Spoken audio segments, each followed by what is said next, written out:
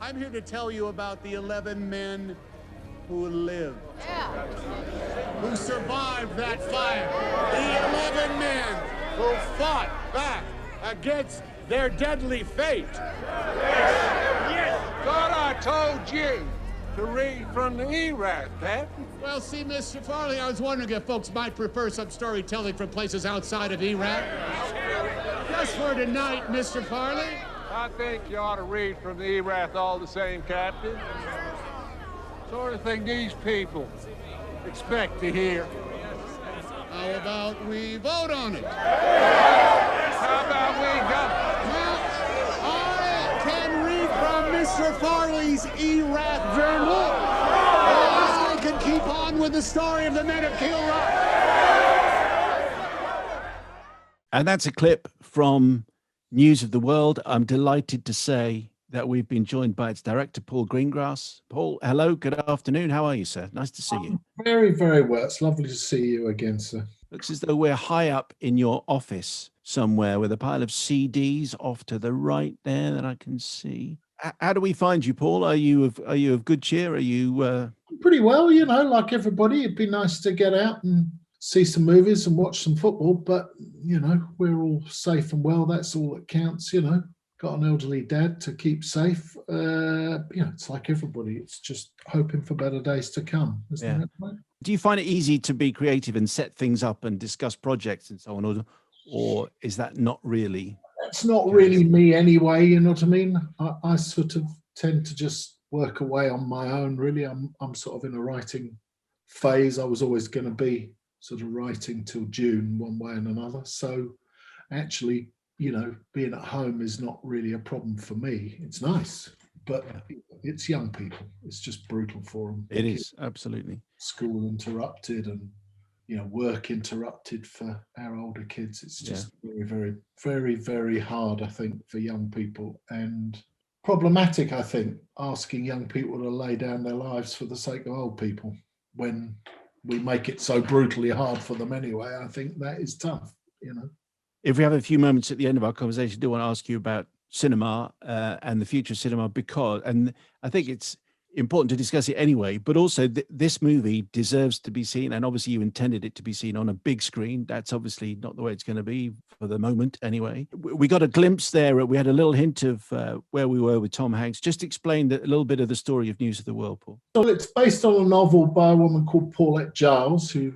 has written a number of Western-themed novels. And it's the story of a man called Captain Jefferson Carl Kidd, who's a Civil War veteran, who's lost everything in the war. And when the story opens, he's wandering from small town to small town in Texas.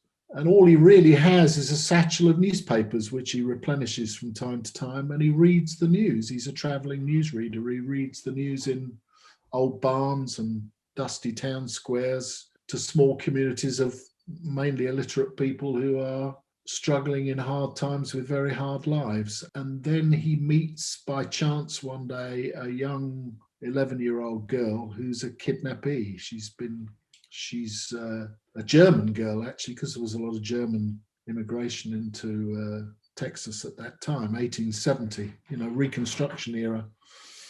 And as the story transpires, we learn that she has been raised by the Kiowa tribe, but they've been killed by soldiers, and so he has to take her home, or to what he believes to be her home, and that's their journey. So that's the story, essentially.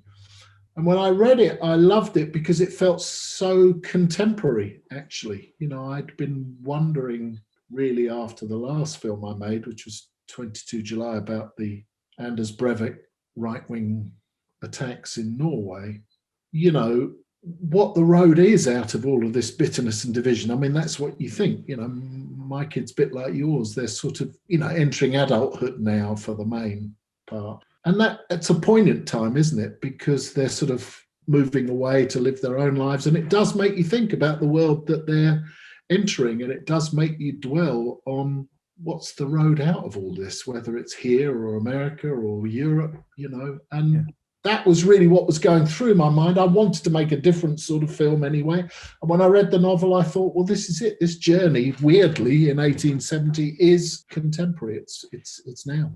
The last time you were on the show was for 22 July. And what you just said there reminded me of an interview I heard David Putnam give, in which he sort of said one of the reasons he got involved with making Chariots of Fire was deliberately because he'd made Midnight Express.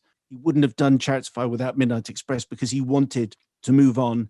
I'm paraphrasing here, but you know that there was a positive feeling that came out of Chariots of Fire, and it sounds as though News of the World, as you said, the journey to that started with 22 July. Oh, it did. That's absolutely right. And you know, one of the great joys, I suppose, privileges of making films is it's a bit like having, I'm sure it's a bit like being a novelist. You have a sort of extended conversation with yourself, and one project leads to another, and you shift positions and focus as you go, you know. And I definitely wanted to do something different.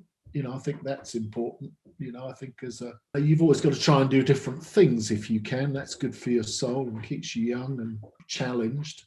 But I wanted to do a film about optimism, but not a sentimental sort of thing. But, you know, where is the optimism in this? What is the road out this going to look like? Because we will, in the end, our kids will find a way out of all of this mess. And I don't mean just the COVID mess. I just mean the mess of division and bitterness. And, you know, it feels like we're stuck, doesn't it? Not clear about what road we're all going on. And so you're right, that's the film that came out. How significant, because the American Civil War in the UK, we kind of know a bit about it, but obviously it's part of the American fabric. I mean, now almost more than it seems 20, 30 years ago. How significant is it for your story, Paul, that Tom Hanks, Captain Jefferson Carl Kidd, is a former Confederate, that he's lost the war? How significant is that? It's important that he's lost the war, and it's important that you sense that he's lost everything. But it's not important to know about the Civil War other than he exists in a landscape of bitter division and anger. That's really it, you know. And that I thought was very interesting, that he read the news, and it made me think a lot about storytelling in the broadest sense, and it made me think about journalism, you know. I mean, of course, these wandering newsreaders, their roots really lie in this country, in the Methodist preachers, you know, John Wesley and all those guys who, of course, weren't allowed to preach in the churches. They brought the good news into town squares, you know, ordinary folk bringing the good news. And that, over time, of course, became the news in America. So these were, the traveling storyteller was a familiar figure. But what's interesting about storytelling is it demands a relationship with an audience, a direct relationship. You tell a story, you need someone to listen to it. And we tell stories, you know, we're the storytelling animal, aren't we? We tell stories at home and in the pub and, you know, at the football and anywhere else. You know, that's just what we do. But the collective storytelling that's so important, I think, to all of us is denied to us in this, you know, in the COVID sort of world. And I personally, I miss it. I think most people do. One of the many things that I loved about this film is that there is so much that we don't know, not just about Tom Hanks's character, but also the girl, Johanna, played by this extraordinary actor, Helena Zengel, who I think was in System Crash. I think that's where you saw her first. But it's the fact that we don't know how awful her life was, that we don't know how awful Tom's life has been. We're just on this journey. Mm-hmm. Was that always going to be the way you were going to tell the story? It always was. You know, I think there was sort of, in any film, there are moments of choice, you know, where you choose. You know, I could have chosen the story in flashback, as it were, but it always felt to me like that was going to cheapen it and sentimentalize it and make it a different thing. To me, it was about the journey out of it. And of course, along the way, each character has to face up to what's happened to them. And then at that moment, we discover what those things are, what his memories are and what her memories are. But I love the fact that it's not spoon-fed to you and it's not shown to you. You only understand what happened to these characters through looking at them. And by the way, they almost never talk about it either together, which I also thought was good and truthful, because they wouldn't have had the language to be able to talk about it. They are just on a journey to a better place if they can get there. That he wants to get her to a better place. And in the end, he comes to realize that he needs to get to a better place too. You've worked with Tom Hanks before. Captain Phillips was an astonishing picture. And the final scenes in that, some of the most amazing acting I think Tom Hanks has done. Here's a difficult question. It's a daft question, really. How do you direct Tom Hanks? Well, he's a really easy actor to direct, actually. People think that directing is all about telling people what to do. It's really not at all that, you know. What it is a journey that you go on together, a part of a journey that you're going on with many people, but the relationship that you have with your leading actor, male or female, as a director is really important, because together really the burden of the throw of the film is on the pair of you. You're the two people who are going to have to chart that journey. And what you want on both sides, I think, is a good, open, trusting relationship where you can discuss all the options, and together you set to work.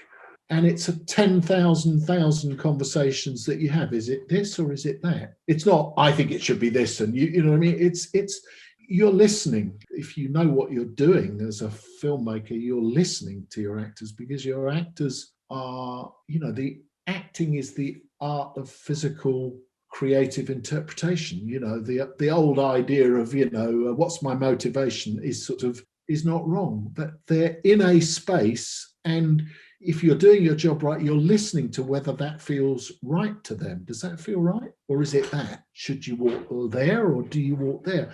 And in the end, you know, you start with a script, and essentially the proposition of making a film together is to go out with one torch into the darkness, probably in a howling gale at night, and try and go through a forest and up a mountain in a fog. That's really the job. And you're shining your torch to try and find the way with your little map, which is your script, and you're continually saying to each other, what about this? Oh, that felt good.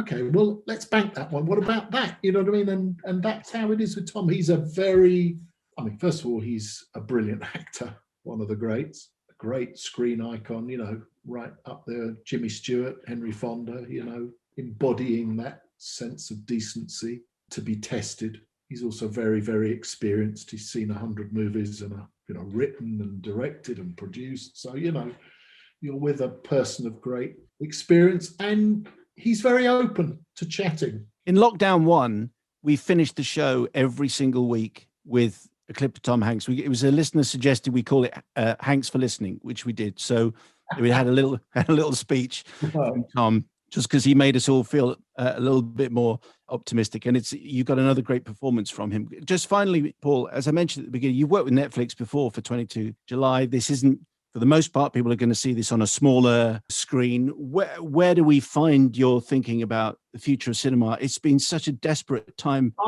Look, people take different views. I'm optimistic because I generally am optimistic, but I'm also optimistic because I think that's where it's headed. I think that our industry faces two crises. The first is the obvious one of COVID, which has, you know, interrupted production and decimated exhibition. So there are no cinemas open. But I think in 6 to 9 months, I think we will be back in cinemas in pretty large numbers across the world. And I think people will come back, and I think we will have the collective experience of cinema again, and the healing power of storytelling, as you know, as I would see it. And all those things that make the cinema a wonderful thing, whether it's a place of fun or a place of sober reflection and everything in between.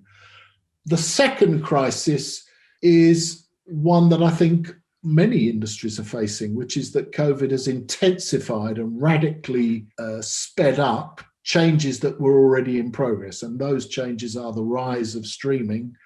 And it begs the question in our industry, how is streaming going to coexist with the theatrical experience? Well, people differ. I'm optimistic about that. I think it will be just fine. I think that what's going to happen, and is already happening, is that the theatrical studios are developing streaming operations to sit alongside their theatrical offerings. But if you look at Netflix, they're developing theatrical cinema offerings to go alongside their streaming. So these corporations are going to gravitate into the center ground and offer audiences various different permutations of the same thing, which is go to a movie in a cinema if you choose to, or you can watch it at the click of a button if you'd rather that.